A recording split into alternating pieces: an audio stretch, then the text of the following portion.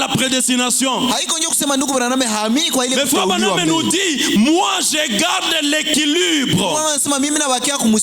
Je crois que Dieu, il a donné la prédestination.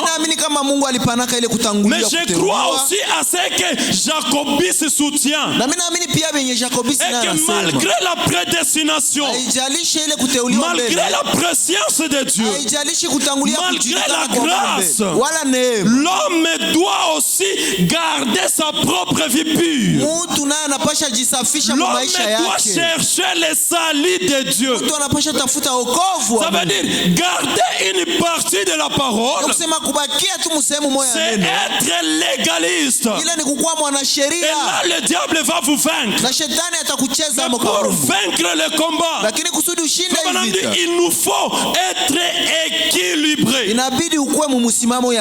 Il dit, je ne suis ni calviniste ni hermanien, mais je crois que chacun d'eux avait une doctrine et ils sont allés à l'extrême. Ils se sont strictement tenus à la chose, mais ne l'ont pas équilibré. Donc ici le problème c'est l'équilibre. Il y a la parole, il y a le message, mais la chose importante, si vous allez dans un côté, Frère Branham dit, vous allez dans l'extrême. Ils se sont strictement tenus à la chose, mais ils ne l'ont pas équilibré. Il y a une grande voie et un chemin, et le chemin c'est ça la route.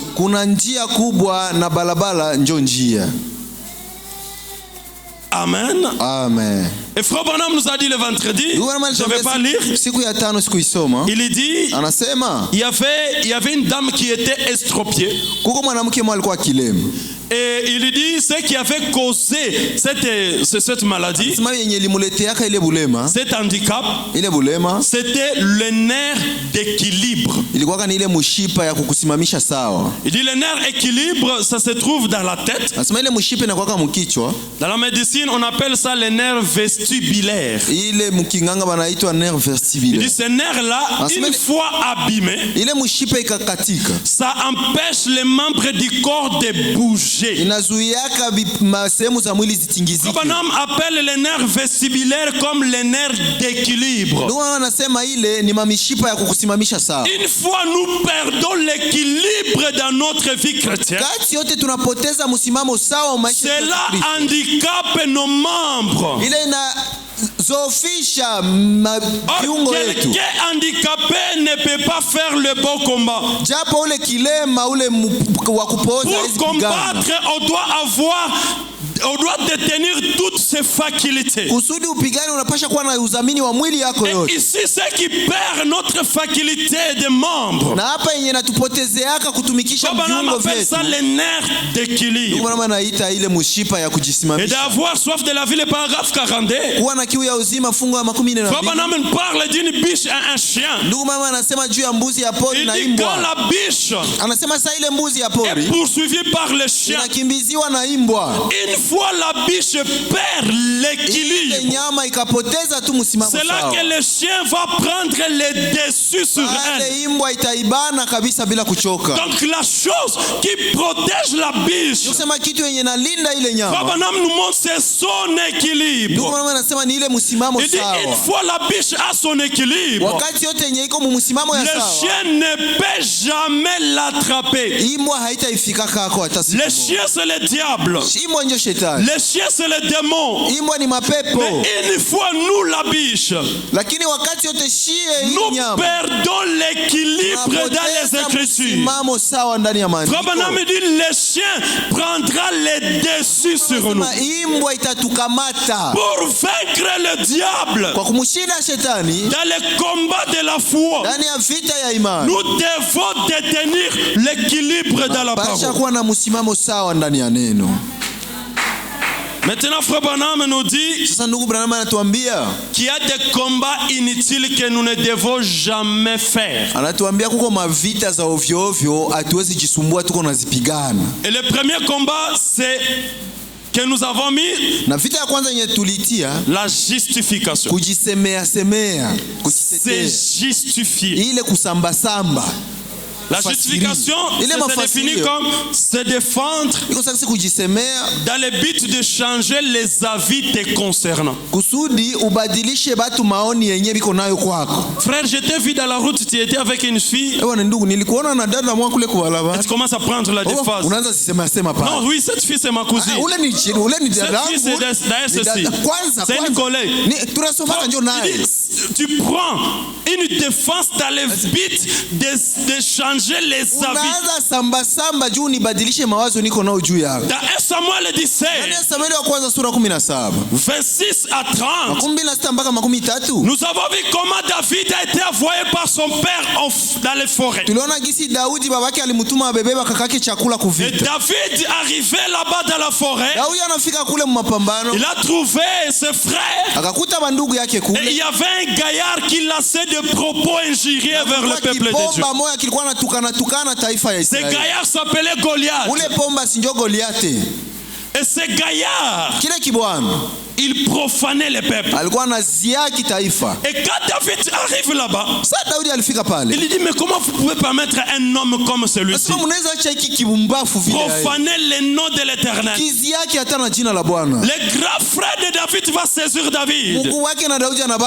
Ce grand frère s'appelait Eliab. Il va dire, David, je connais que tu es malin. Je connais que tu es orgueilleux.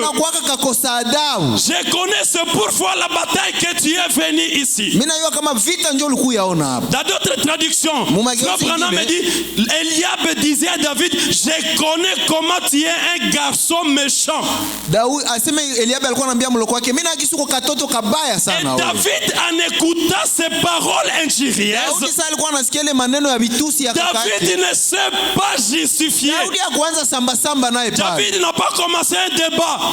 Depuis que je suis orgueilleux, depuis que je suis malin, depuis que j'ai un cœur rempli de malice, la Bible nous dit, quand David a écouté des paroles injurieuses d'Eliab, il se détourna vers des gens et il va poser la même question aux gens. Qu'est-ce qu'on va donner à celui qui va vaincre Goliath?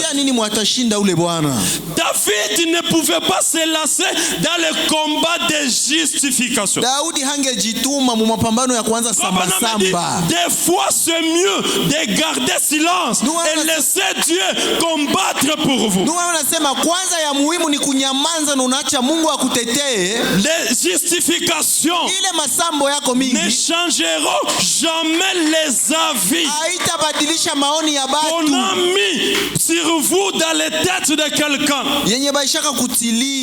Si seulement on a dit que tel frère est mauvais, et peut-être un frère il est parti dire ça au pasteur, il dit le frère Aristide il est mauvais. Il dit les justifications d'Aristide ne seront pas à mesure de changer la vie là qui se trouve dans le pasteur. Il dit la meilleure des choses pour Aristide, c'est de garder silence. Nous avons vu dans 1 Samuel chapitre 17. Est-ce que c'est 10? Non, plutôt 16, 2 Samuel 16.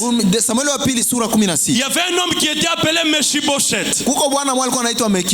Mephibosheth, il était handicapé. Il ne pouvait pas marcher sans qu'on le traîne. Et Mephibosheth avait un serviteur qui s'appelait Tiba. Quand David a remporté la bataille, il fallait que Mephibosheth vienne à la rencontre de David et lui nourrir ses hommes. Mais quand David revenait de la bataille, Mephibosheth n'est pas venu. C'est son serviteur Tiba qui est venu vers David. Et ce serviteur est venu. David lui a dit, où se trouve Mephibosheth? Ce Tiba, ce serviteur, il va mentir à David. Il dit que Mephibosheth est parti à Jérusalem. Il est parti réclamer le royaume de son peuple. Et David était irrité contre Mephibosheth. Comment Mephibosheth, lui que j'ai amené sur ma table, peut amener à combattre mon royaume? Il dit, toi Tiba, comme Mephibosheth est parti vers mes ennemis, les terres de Mephibosheth t'appartiennent désormais. Et dans 2 Samuel chapitre 19, le verset 24 à 29, Mephibosheth ne s'est jamais rendu à Jérusalem. Quand Mephibosheth va se présenter vers David, David lui dit, pourquoi tu n'es pas venu à ma rencontre? Mephibosheth commence à se justifier. Mon serviteur m'a dribblé. Mon serviteur n'a pas été intègre. Moi je ne pouvais pas marcher sans lui. Lui il a pris tout le présent et il m'a dévancé, il est venu. Et tout ce qu'il a parlé là, c'est mensonge. Je n'ai jamais quitté. D'ailleurs, je n'ai jamais rasé ma barbe depuis que tu es parti. D'ailleurs, comment moi, que tu m'as amené à ta table, je peux te trahir? Mephibosheth a commencé des justifications. Écoutez ce que David a dit. L'homme selon le cœur de Dieu. Le roi David lui dit, au verset 29, dans 2 Samuel 19, à quoi bon toutes tes paroles? Je l'ai déclaré. Toi et Tiba, vous partagerez les terres. Les justifications de Mephibosheth n'ont rien changé la vie de Tiba sur David. Ce que Tiba avait rencontré à David, l'homme selon le cœur de Dieu, il n'a pas suivi les justifications de Mephibosheth. Il a dit, à quoi bon toutes tes paroles? Je l'ai déclaré. Vous allez partager des terres. Les justifications ne changeront pas grande chose. Voilà pourquoi la Bible dit. Amen. Est-ce que nous sommes là? La Bible dit, gardez cela. Dans Marc chapitre 16, le verset 3, les principaux sacrificateurs portaient contre lui plusieurs accusations sur Jésus. Pilate interrogea de nouveau Jésus. Il dit, ne répondit rien. Vois combien de choses il t'acquise. Le verset 5. Jésus ne fit aucune réponse. Ce qui étonna Pilate. Jésus garda silence et ne répondit rien. Les sacrificateurs opposaient des accusations sur Jésus. Mais Jésus ne s'est pas lancé dans le combat de justification. Parce que c'est un combat inutile. Jésus n'a pas dit, voici je suis le fils de l'homme. D'ailleurs, Jésus avait un langage facile. Il avait un langage facile. Il pouvait facilement se défendre. Mais les accusations des sacrificateurs, la Bible dit, Jésus ne fit aucune réponse. Il garda silence. Et c'est là étonnant. Jésus garda silence. Dans Exode 14, le verset 14, la Bible dit, l'Éternel combattra pour vous et vous gardez silence. asema Bwana njoo atakupigania wewe bakia kimya. Oh frère, il m'a parlé à mal. Oh mtu alinisema sema mbaya. Je vais lui montrer. D'ailleurs j'ai des preuves. Kwanza niko na maonesho ni mzuri. Mais l'homme selon le cœur de Dieu, mtu kufuatana na moyo wa Mungu, malgré les preuves lui présentées par Mephibosheth, il n'a pas fait cas de cela. Ça veut dire tes justifications ne changeront pas grande chose. Exode 14:14 nous dit, gardez silence et l'Éternel combattra pour vous. Amen. Dans Lamentation 3, ndani ya ile Maombolezo sura 3, il est bon d'attendre en silence les secours de Dieu. Ni ya muhimu kungoya kwa ukimya msaada wa Mungu. Oh frère, je vais lui montrer. Ndugu mwa maraba nimuoneshe na mimi. Je vais voir le pasteur, je vais tout lui expliquer. Kwanza niende kwa mchungaji nimwambie vyote. La Bible nous dit, Biblia inatuambia, attendez le secours de Dieu dans le silence. Peut-être tes justifications ne changeront pas grande chose la vie du pasteur. Plus loin. Il dit, des fois le Dieu veut permettre que le pasteur soit contre toi. C'est Dieu qui le permet. Et tes justifications n'ont rien à faire là-dessus. Pourquoi toutes ces paroles? Garde silence et laisse Dieu faire l'affaire. Le deuxième combat, c'est le combat de l'unanimité. Que tout le monde dise la même chose. Que tout le monde ait le même avis sur toi. Comme je suis le frère qui salue tout le monde à l'église, que tout le monde croit que je suis gentil. Frère Branham dit que personne ne peut amener que tout le monde ait le même avis sur sa personnalité.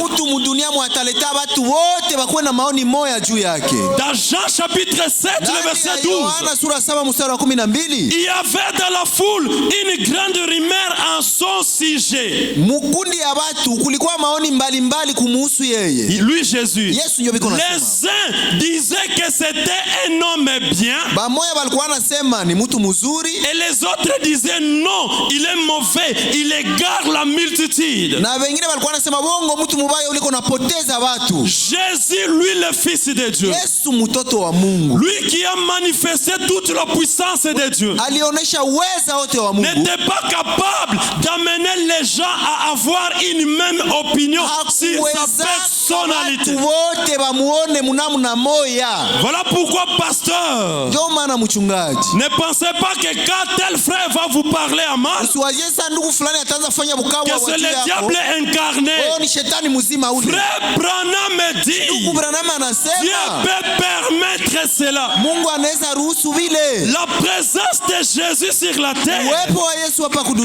Dans Jean 7, le verset 40, des gens de la foule ayant entendu ces paroles disaient, celui-ci est vraiment le prophète. D'autres disaient, c'est le Christ. D'autres disaient, est-ce bien que de la Galilée doit venir le Christ? 43. Il y eut donc à cause de lui la division parmi la foule. À cause de lui, Jésus, lui qui est venu apporter l'amour, lui qui est venu apporter la communion, lui qui est venu apporter l'unité. Mais à cause de lui, il y eut la division dans la foule. Personne ne pouvait avoir, tout le monde ne pouvait pas avoir le même avis sur la personne de Jésus. Les uns diront que pasteur Malachi est mauvais. Les autres diront que pasteur Malachi est bon. Dit, ça c'est ce qui est normal. ne peut pas amener tout le monde à avoir les mêmes opinions. Jésus lui-même ne l'a pas fait. Dans Nombre chapitre 12, le verset 1 à 3, on nous dit Moïse, il était un homme fort patient, qu'aucun homme sur la terre. Même Moïse, Marie et Aaron parlèrent contre lui. Lui, l'homme le plus patient. Personne comme lui sur la terre. Mais cela n'a pas empêché que Marie et Aaron parlent contre Moïse. Est-ce que nous sommes là? Dans Je restaurerai, je pars pour terminer. Le paragraphe 16. Frère Branham me dit, si je connais un homme avec qui je peux m'accorder, et qui est aussi proche des Écritures que n'importe qui au monde, c'est le frère mort qui est assis ici. On passerait que peut-être le frère mort, il croit exactement comme frère Branham. Frère Branham me dit, personne ne peut nous séparer, moi, avec le frère mort. Mais il y a des moments où nous sommes vraiment à 1 million de kilomètres l'un de l'autre pour ce qui concerne la doctrine. Frère